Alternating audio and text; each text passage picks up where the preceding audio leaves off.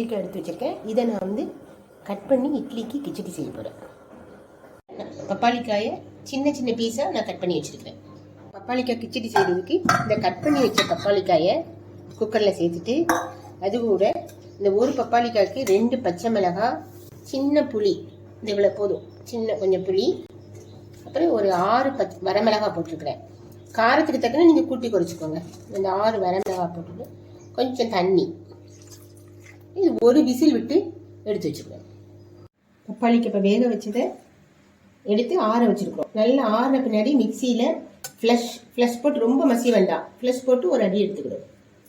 இந்த பப்பாளி கிச்சடியை தாளிக்க போகிறோம். அதுக்கு வந்து ஒரு வானிலையை வச்சு ஒரு 2 டேபிள் ஸ்பூன், ஒரு 2 ஸ்பூன் எண்ணெய், நல்லெண்ணெய் விட்டுக்கணும். நல்லெண்ணெய் காஞ்ச பின்னாடி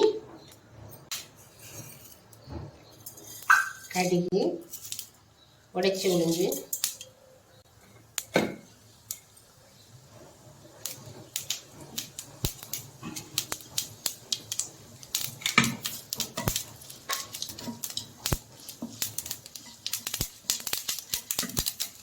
இந்த கருவேப்பிலை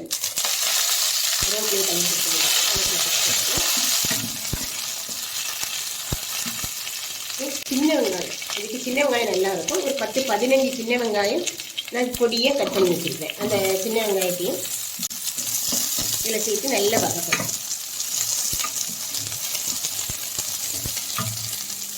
கொஞ்சம் செவக்கணும் லைட்டாக, அப்படி செவந்தால் தான் நல்லாயிருக்கும் ஃப்ளேவர்.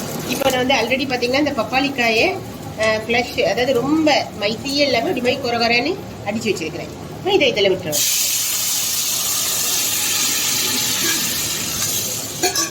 விட்டுட்டு இதுக்கு தேவையான அளவு நம்ம உப்பையும் சேர்த்தணும், கல்லுப்பு. இது ஒரு கொதி வந்தோடனே நம்ம ஆஃப் பண்ணிட வேண்டியதான்.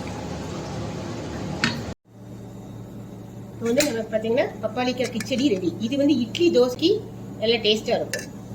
இதை வந்து நம்ம ரெகுலராக சாப்பிடும்போது பார்த்தீங்கன்னா நிறைய ஹெல்த் பெனிஃபிட்ஸ் இருக்குது.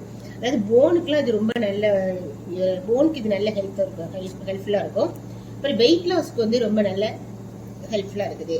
அடுத்து நெக்ஸ்ட் வந்து பார்த்தீங்கன்னா இந்த மதர் ஃபீட் பண்ணுறாங்க இல்லையா, அவங்களுக்கு வந்து இந்த பால் சுரக்கிறதுக்கும் இது நல்ல ஹெல்ப்ஃபுல்லாக இருக்கும். பப்பாளி பழத்தில் எவ்வளோ பெனிஃபிட் இருக்கோ அதே மாதிரி இந்த பப்பாளி காலையும் நிறைய பெனிஃபிட் இருக்குது. இதை நம்ம சொரக்காய், பூசணிக்காய்லாம் கூட்டு பொரியல்லாம் செய்வோம் இல்லையா, அதே மாதிரி இதையும் நம்ம செஞ்சு பார்க்கலாம். இது வந்து நாங்கள் வந்து இட்லி கிச்சடி செய்வோம். இட்லி தோசைக்கெல்லாம் அந்த கிச்சடி செஞ்சு சாப்பிடும்போது ரொம்ப நல்லா இருக்கும். இட்லிக்கு நல்ல டேஸ்டான பப்பாளிக்காய் கிச்சடி ரெடி ஆயிடுச்சு. இந்த ரெசிபியை நீங்களும் ட்ரை பண்ணி பாருங்கள். பிடிச்சிருந்தா லைக் பண்ணுங்கள், ஷேர் பண்ணுங்கள், சப்ஸ்கிரைப் பண்ணுங்கள்.